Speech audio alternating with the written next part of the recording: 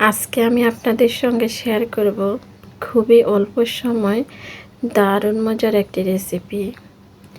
তাহলে সবাই চলেন এক নজরে দেখে আসি কী দিয়ে তৈরি হবে আজকের এই রেসিপি। বিসমিল্লাহির রহমানির রহিম। সবাইকে আসসালামু আলাইকুম।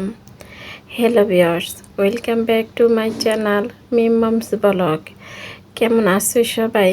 আশা করি তোমরা যে যেখানে আছো সবাই ভালো আছো। আজকের রেসিপিতে আমার প্রথম উপকরণ লাগবে সাবুদানা। এখানে হাফ কাপ সাবুদানা একটি পাতিলের মধ্যে পানি দিয়ে পানিটা বলক আসলে সাবুদানাগুলো দিয়ে দেব। সিদ্ধ হওয়া পর্যন্ত অপেক্ষা করব।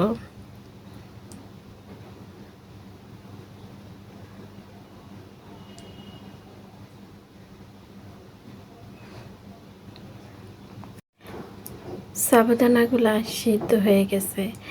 এবার নামিয়ে একটি চাকনির মধ্যে রেখে দিব, পানিটা ঝরে যাবে। এবার আমার লাগবে একটি ড্রাগন ফল। এখানে একটি ফল নিয়ে নিলাম। এবার ফলটাকে কেটে নিতে হবে।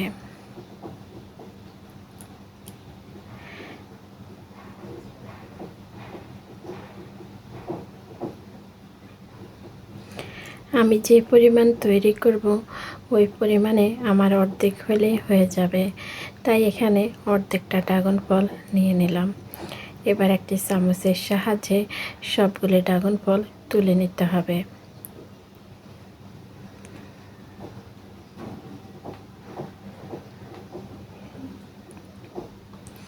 এবার একটি বাটির মধ্যে চাটনি দিয়ে ড্রাগন ফলটাকে চামচ দিয়ে ঢলে ঢলে রসটা বের করে নিতে হবে। আপনারা চাইলে ব্লেন্ডার করে নিতে পারেন, তবে আমি ব্লেন্ডার করব না, এভাবে রসটা বের করে নেব।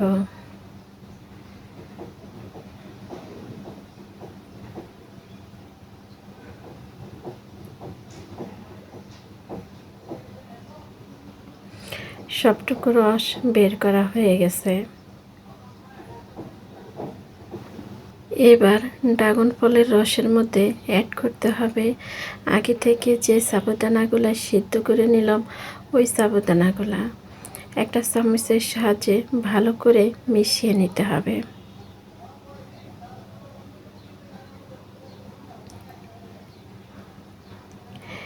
এবার চুলার মধ্যে একটি প্যান বসিয়ে দিয়ে দিব 500 গ্রাম দুধ। দুধের মধ্যে দিয়ে দিব স্বাদ মতোই মিষ্টি। এখানে আপনারা আপনাদের পছন্দ মতোই মিষ্টি অ্যাড করতে পারেন।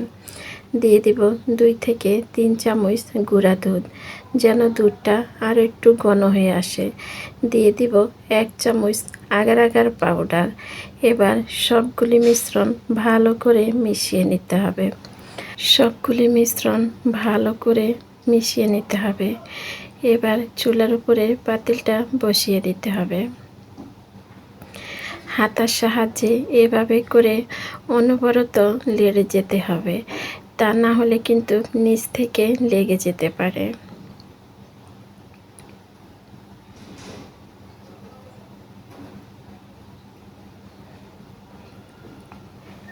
এই পর্যায়ে এসে অ্যাড করতে হবে আগে থেকে সিদ্ধ করা সাবুদানা আর ড্রাগন ফলের রস একসাথে মিক্স করে রাখলাম, ওগুলি সবটুক দুধের মধ্যে দিয়ে দিতে হবে।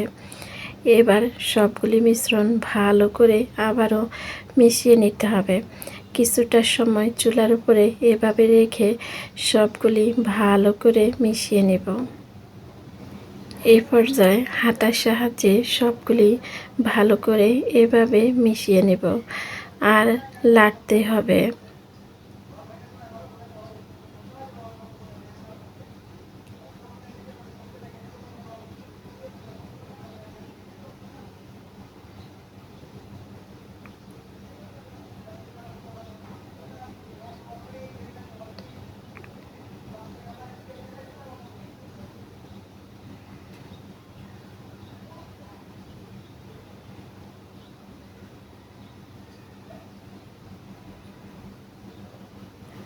আমার মিশ্রণটা একদমই রেডি।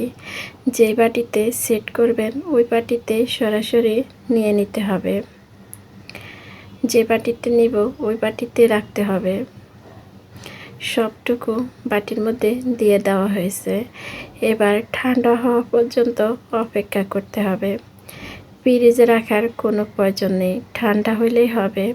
ঠান্ডা যখন হয়ে যাবে তখন একটি ছুরির সাহায্যে চারপাশ এভাবে করে একটু কেটে নিলে খুব সুন্দর বাটির থেকে বের হয়ে আসবে। তখন দেখতেও খুব সুন্দর দেখাবে। অল্প সময় কম উপকরণে দারুণ মজার এই রেসিপিটি তোমাদের কাছে কেমন লাগলো কমেন্টে জানিয়ে যেতে পারো। লাইক দিতে ভুলে গেছো যারা, একটা লাইক দিয়ে দাও। আমি জানি না এটুক পর্যন্ত তোমরা কে কে আমার সঙ্গে এসেছো। তোমরা যারা এসেছো তোমাদেরকে জানাচ্ছি অসংখ্য অসংখ্য ধন্যবাদ। এই সুন্দর সুন্দর কমেন্ট করে আমার কাজের উৎসাহ বাড়িয়ে দেওয়ার জন্য। আজকের মতো আমি এখানে বিদায় নিলাম। তোমরা সবাই ভালো থাকো, সুস্থ থাকো। সবাইকে আল্লাহ হাফেজ। আসসালামু আলাইকুম।